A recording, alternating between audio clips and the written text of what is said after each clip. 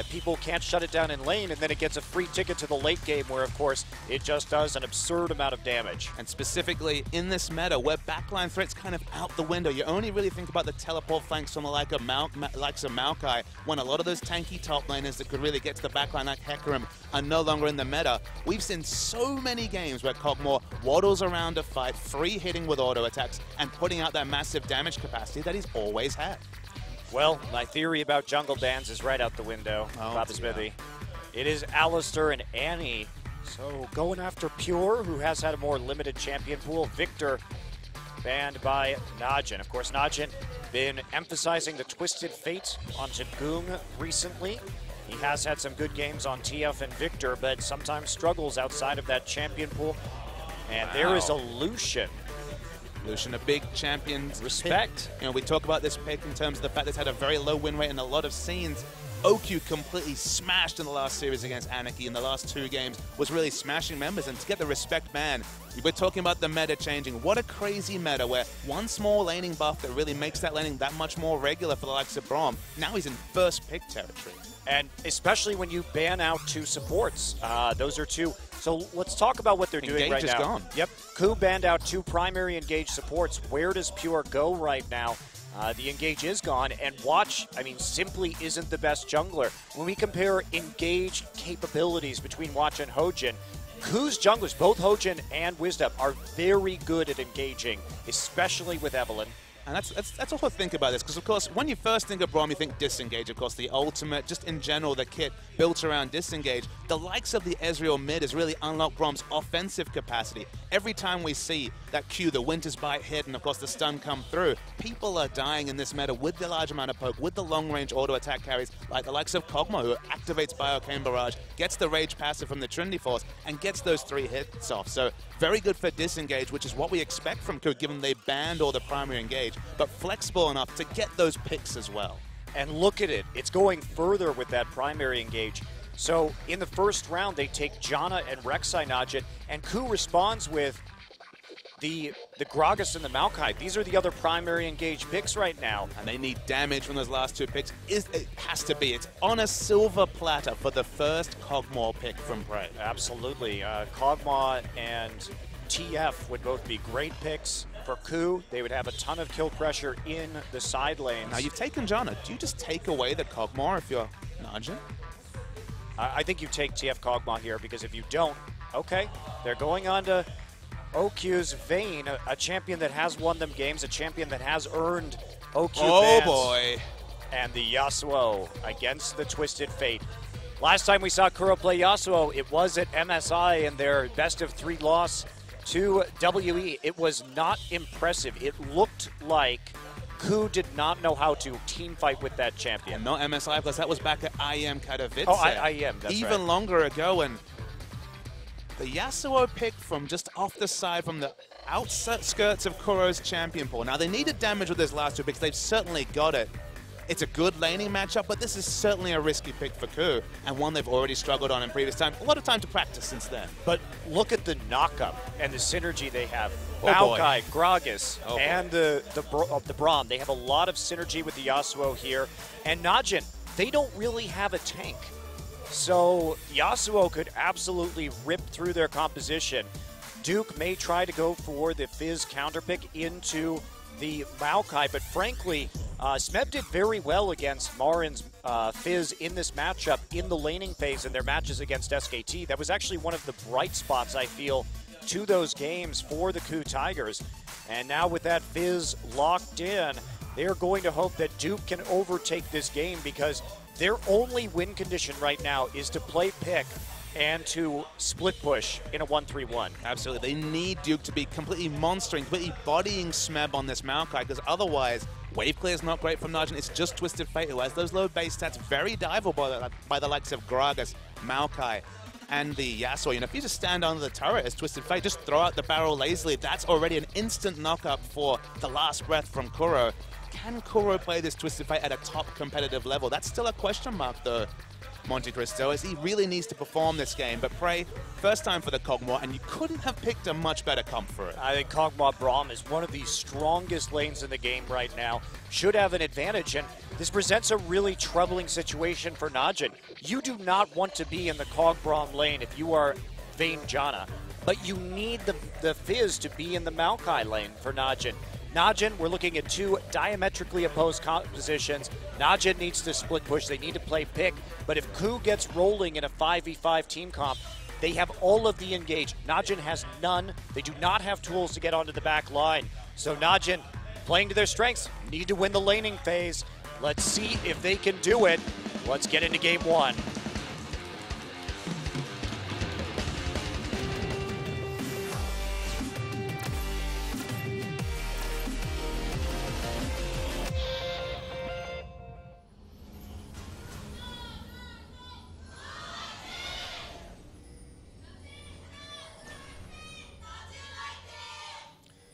Game one here between Najin mFire and the KOO Tigers.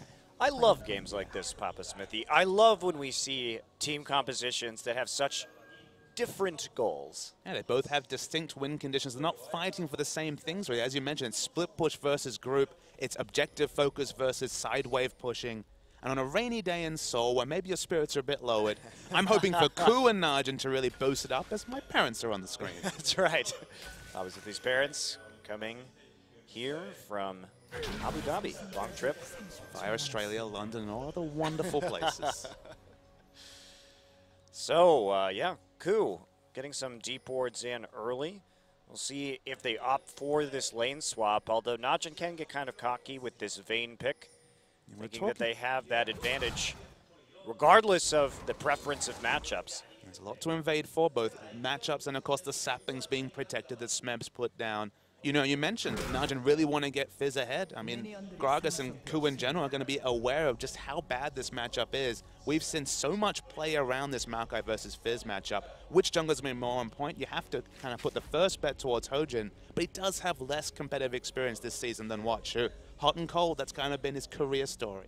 Yeah, that is true, and especially because we know how this matchup goes when the KOO Tigers play it. We see a lot of Maokais bowled over by the Fizz pick, but over the last few matches, it wasn't only versus SKT, but prior to that, KOO has been unafraid of playing into this. Is that foolish? Perhaps. Might be a little bit on the foolish side, but in a way they've made it work, and they gank for the Maokai quite frequently to help out. And Kuro, this is a pick that, seeing this makes me very nervous, but perhaps the KOO Tigers have solidified their play around this and will be doing a better job of synchronizing the Yasuo ult than they did all the way back at IEM, because those team fights were a mess.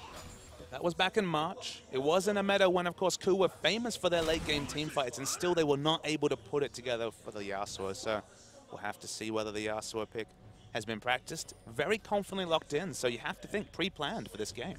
Yeah, I think absolutely. They came in here thinking that if the TF goes, I think that basically their thought process was, we're going to take TF, and if you take TF, this is how we're going to respond to it. Of course, they'll be able to block a lot of TF's abilities with that wind wall, so certainly a pretty nice upside. And champions like Kog'Maw and Braum, TF, that are really shaping the meta. These are champions that have very high win rates. Braum, of course, not the big sample size just yet, so can't really talk about whether it's a maximum pick, but Twisted Fate and Kog'Maw are the two highest win rate champions in Champions this season. Well, whenever the Assassins get nerfed, Twisted Fate rises. You can't really argue with his buff, and here comes Hojin looking for a gank. Nice tornado from Pure, going to shut that down. And Duke going to Playable Trickster, and Watch coming in, but Watch is quite low. Watch is level 3, Hojin only level 2. There's the knock-up onto Gorilla. Gorilla level 2. Can he get out? Has to use that flash. And they're trying to turn this around, but the Winter's Bite will miss. And now a melee support without flash means that KOO are going to have to play so much more defense in the top lane. We expect that Fizz will be able to pick up that much more free CS, not having to worry about Gorilla harassing him. And Gorilla, honestly, probably going to follow his usual playstyle. He doesn't want to stay in this lane any longer than he has to. This guy is one of the best roaming supports in Champions. Yeah, and it also affects, we talk about how Prey has sort of a substandard laning phase, but a lot of that is how the KOO Tigers like to play. We look at Gorilla, he's actually number 2 in kill contribution in the league, only behind Chaser. So he just makes so many early plays on the map for KOO and Smeb to get them ahead that sometimes Prey isn't really able to CS as well as some of these other AD carries because he just doesn't have that same level of help in the lane itself. And that was the notable thing that we talked about during the SKT vs. KOO series, is that despite doing all this winning, despite KOO having that big run, Prey is negative in gold, CS at 10 minutes compared to his opponents. Always behind in gold compared to his opponent, just because, as you mentioned, Gorilla loves to pack up and leave. As KOO gets stunned, but opens up enough distance to get away safely. Yeah, Watch not really going to commit to that, especially with the pick a card on cooldown from Goong. Goong having trouble in this laning phase. It is very difficult to trade with a lane bully like Yasuo, who has that shield in the wind wall to shut down a lot of your damage. Still a lot of pressure onto mid, targeted stun, and of course the big CC that can come through from the unburrow. But every time he pulls anything other than a gold card, gets harassed out of lane. Well, Watch doing a good job of playing around Hojin right now, stuffing several of his gangs, staying up. He's 18-7 in terms of CS right now, so been doing a much better job of farming and getting those levels in early. Hojin lagging behind. Let's talk about the lane swap that's occurred, because of course we do have a Maokai versus Vayne bottom lane matchup. This helps Vayne pick up the experience, because not a wonderful laning matchup. Vayne are not known for their 2v2 laning. If Vayne can pick up that uninterrupted farm, pick up the Blade of the Ruin King, there is significant outplay potential onto a Kog'Maw if we do see the resulting 2v2 matchup later on. Well, it has to come down to that split pushing, though, and, you know, Papa, I'm just not sold on split pushing in the current meta. It's just too hard to win the game with a split push, because eventually, if you could crack the base by yourself, that's one thing, but it's so hard to get an inhibitor or an inhibitor turret all by your lonesome. And eventually you're going to have to actually fight for a 5th dragon or a baron. And if you don't have a large gold lead with a split pushing composition, because these champions are designed to be split pushers, they're not designed to be team fighters. And that can create a lot of problems because you're unlikely to ever get that gold lead. And the game state was changed with the introduction of the stacking mechanic around Dragon, which meant that team fights, you had to opt into them more and more. Gone were the days of the CLG you stole from about 20 minutes into the game. One factor to consider, though, is that, of course, on either this patch or the last one, finally the slow was removed from those inhibitor ties. This patch. So no, the last one. So suddenly, split pushing, okay, it's still hard. Okay, you're still not guaranteed to break that inhibitor turret, but it's better. So there's still slight hope if you're Najin.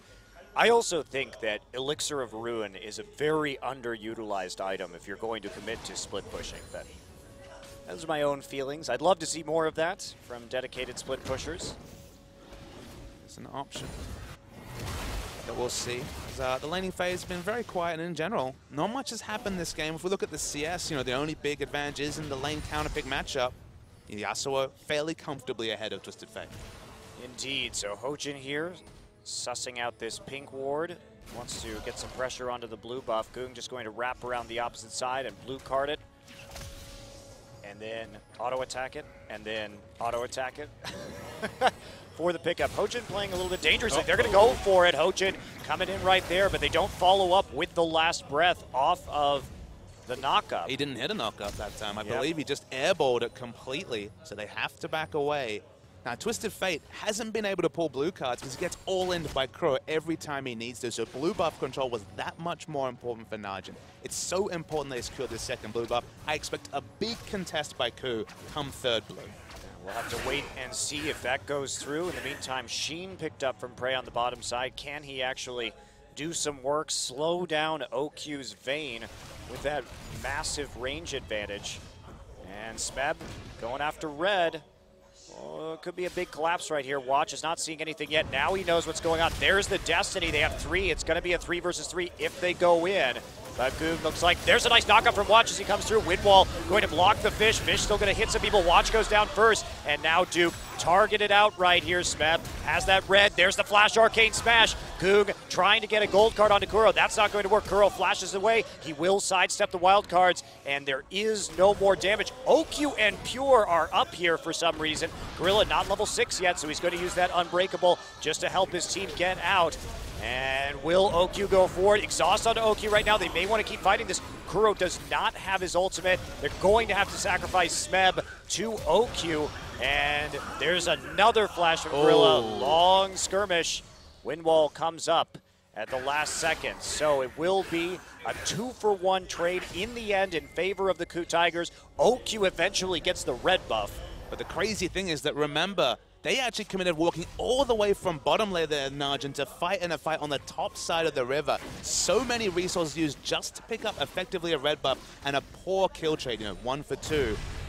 Najin really have to snowball this bottom lane because Kog'Maw got a free shop, had the lane in the place he wanted to. Okay, you're going to have to kind of hang back. You're not going to really be able to trade for the next 2 minutes or so, but it's a lot invested just for that payoff of the red buff on OQ. Yeah, and Kuro with a very early static shift now on Yasuo. 10 minutes, not a normal timing you see at that item, usually comes about 3 minutes later. Meantime, Smeb gets a kill, gets an assist, and he's ahead of this Fizz now. They need the Fizz to win this lane.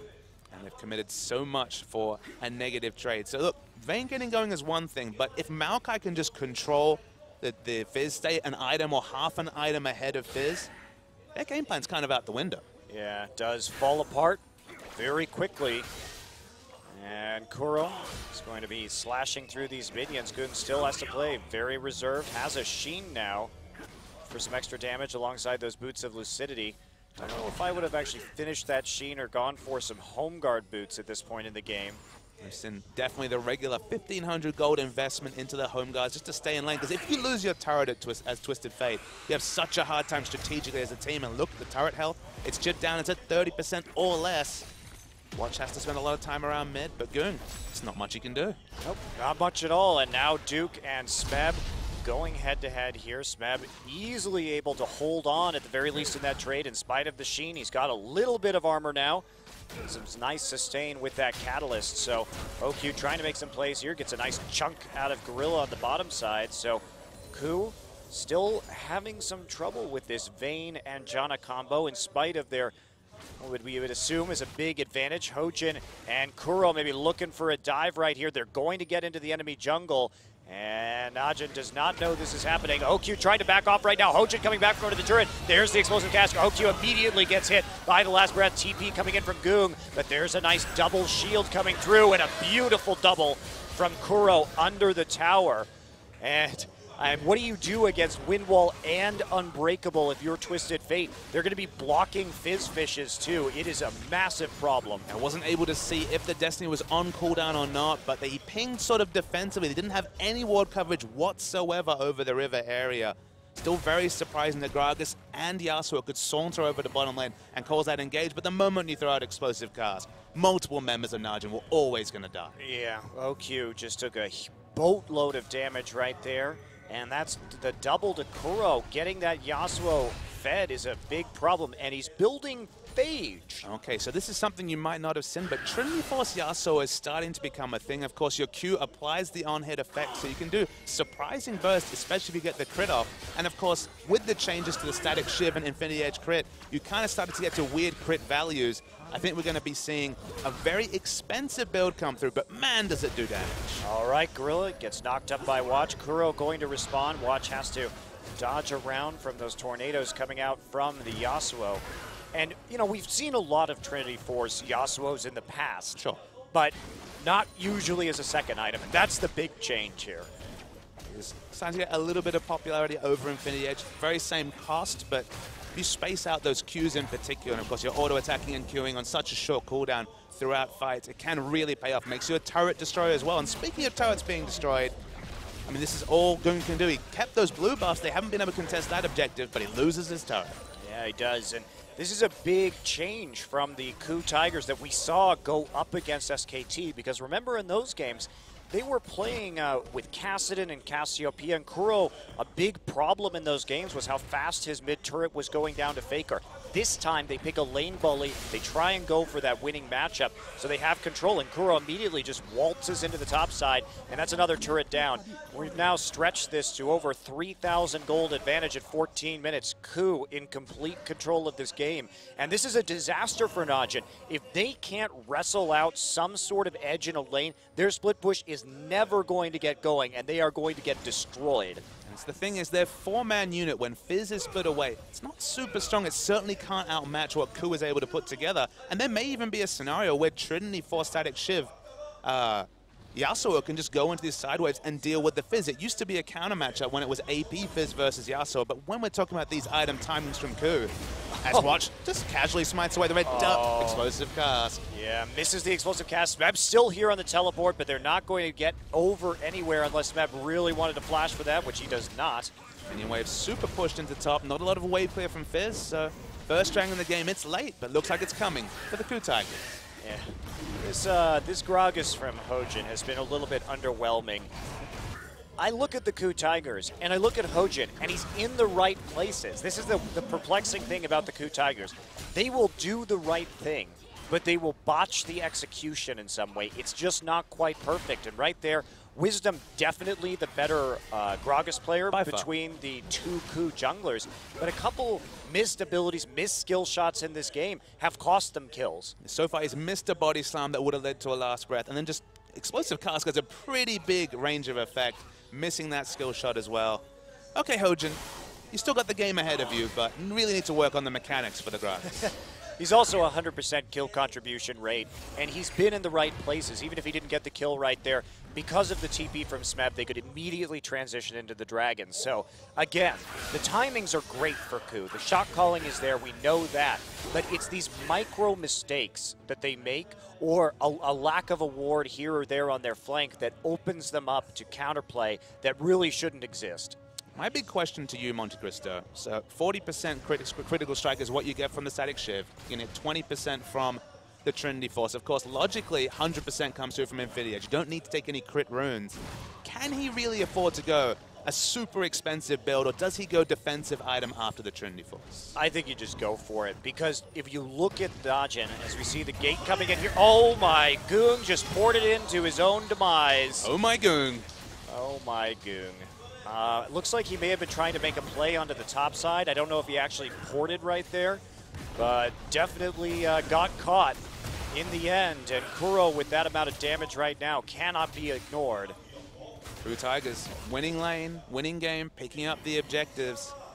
And we're still not talking about the Maokai being out-pressured by the Fizz. In fact, 20 C-ups quite comfortably, even though the game hasn't really been played around this lane at all.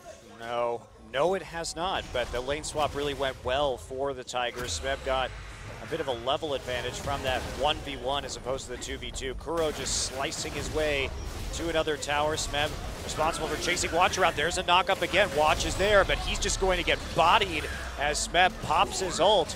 Goong trying to make a play right now. Duke on the side, but Gorilla is there to help out with some backup, and Kuro had his last breath up again, so dangerous to re-engage. Yeah, and Ghost was used by Goong to try and get those future gold cards, but he didn't have OQ pressuring the mid lane. Might have been just going into his doom, so they back away. Remember, Maokai got solo experience, so did OQ, but we haven't been talking about Vayne trying to body out the Kog'Maw or dueling at all, despite he being the one that really won the early game rotational play for Najin. This is just a disaster, and this is what can happen if Najin falls behind when they choose to run a composition like this. You just lose all pressure. You will get dove because you have no tanks right now. Duke will be building into some tanky items eventually, but he's nowhere close at the moment. And Yasuo saunters around, 420 move speed.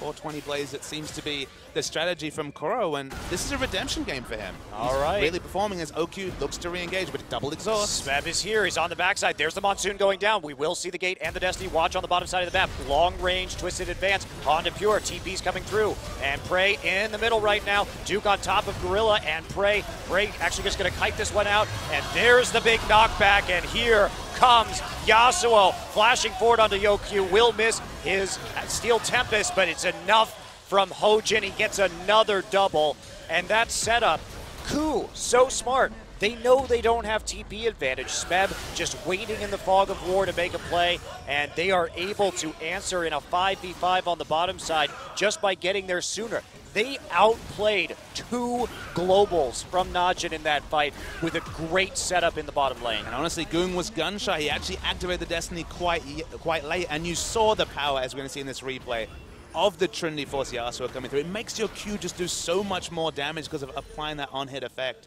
So Destiny's been used, not committed to just yet. One teleport being channeled. We're going to see the Destiny come in. Gorilla really smart with his positioning, blocking damage. And now it's time for Yasuo. Yeah, very nice Unbreakable right there. And look at the 3-man ult. Everyone just explodes. And each Q's doing over 300 damage. You can't kite him because he has 420 movement speed. And he has, of course, the ability to continue to dash on a very short cooldown. The redemption story from KOO, it's almost completely written. 4-0 and 6, 100% kill participation for the Yasuo. That's right. And the longsword here, the next item. So he's going to Jaws theme. Goodbye, Bray. I mean, Najin, they have to make these picks. That's how they have to play the game. Bray's just like, I got caught. Grin on his face. Didn't need to be there at all. Got caught, as you mentioned, with his pants down. They're going to keep pushing top lane. And OQ, as has been the story of this game, it's a large non-factor. It's completely on the other side of the map.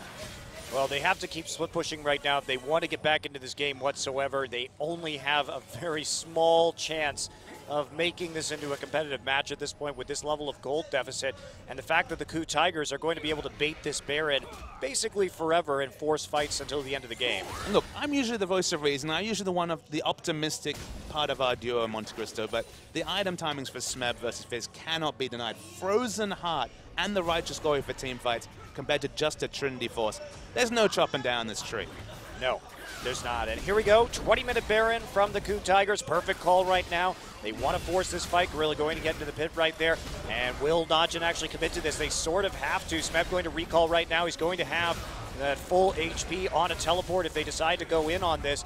Watch still hovering on the outside. Duke there too. Prey finally joining the mix. And here comes the Destiny. Baron getting very low. Here it goes. Who's going to get it? It will be Hojin. Watch is just going to get melted into the pit. Goong trying to control the choke point. They get the fish onto Gorilla. Pure has to deal with KOO. KOO just slicing his way to a victory. There is a stun from the concussive blows, and that is it. KOO helps Prey get another kill. Goong still running around in enemy territory right now, but he's going to get delayed. And this Baron, they're just going to be able to push right through to an inhibitor. There is no wave clear from Najin. It's only Twisted Fate, and he's just going for a lazily walk on the enemy side of the base. He's going to die.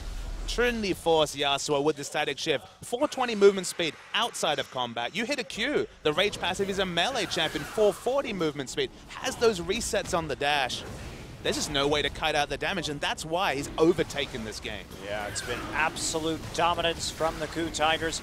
They couldn't take the inhibitor. Spawn timers were too close. Let's take a look at this Baron fight again. So this worrying thing for KOO is they actually gave Najin a way back into this game. Both the junglers were level 11. It ended up being basically a smite war. It was won by KOO, and then the resulting team fight was only ever going to go one way because that's not what Najin picked for. They didn't pick for team fights. That's why KOO was like, let's just keep doing this Baron because even if it's smited away, we will win the resulting skirmish. Yeah, I think that's the key right there is they actually didn't care whether or not they got the Baron because they killed nearly everyone on the team. The Baron would not have saved Najin whatsoever.